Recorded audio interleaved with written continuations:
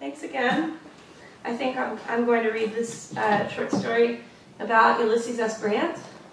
In order to fully enjoy it, all I think you need to know is that he was a president, and he was an alcoholic, and he was a pretty bad president, but a good general, and depending on who you ask, and in the Civil War they called him the Butcher.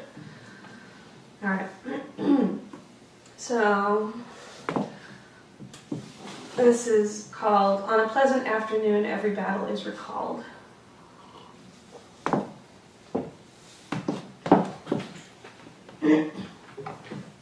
A man should know how to butcher his own bird.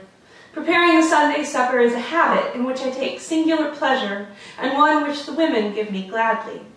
I sit through the last half hour of service, tapping the hatter's plush of my topper in anticipation of scraping pin feathers, and then home, where sweet Julia has laid out my chambray apron, where the women have scrubbed and prepared the bucket and stool behind the kitchen and placed a cigar and a short bottle of rye by the fresh-killed bird.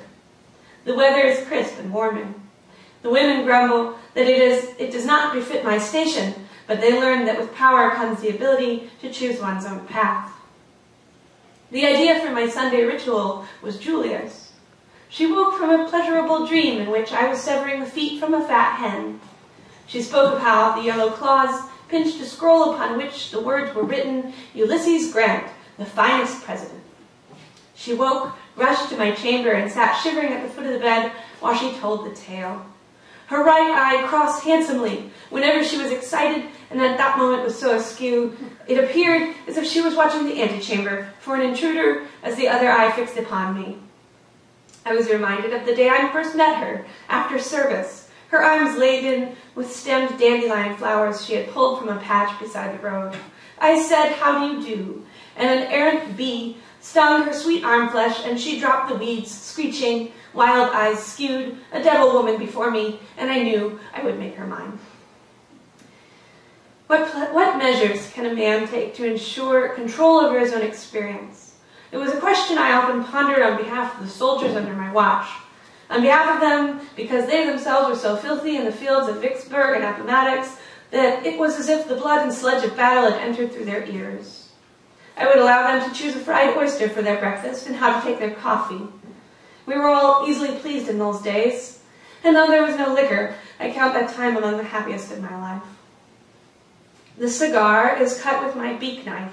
I prefer to move the bird's head cleanly with the knife, though it's simple enough task to twist it. The crop follows, stuffed with feed, and the gizzard, which I baptize with a splash of rye. The neck is reserved for broth. The oil gland slides free with a flick of the blade. I whistle old battle songs while I work, one of a vacant chair by the fireside, another of the glory of emancipation. A long slit is cut, the viscera removed. My empty bottle is replaced. The bird's heart, the size of my thumb, is reserved for the cat's. Satisfied with the process, I alert the women to the butchered bird and take my leave to dress for supper. The window from my chamber affords a view of the new trees propped up with gardener's stakes on the lawn. I pull up a chair and enjoy a fresh glass as the sun shines over my property, my territory, my nation. By the time the meal arrives, the bird and I do not recognize one another. Okay.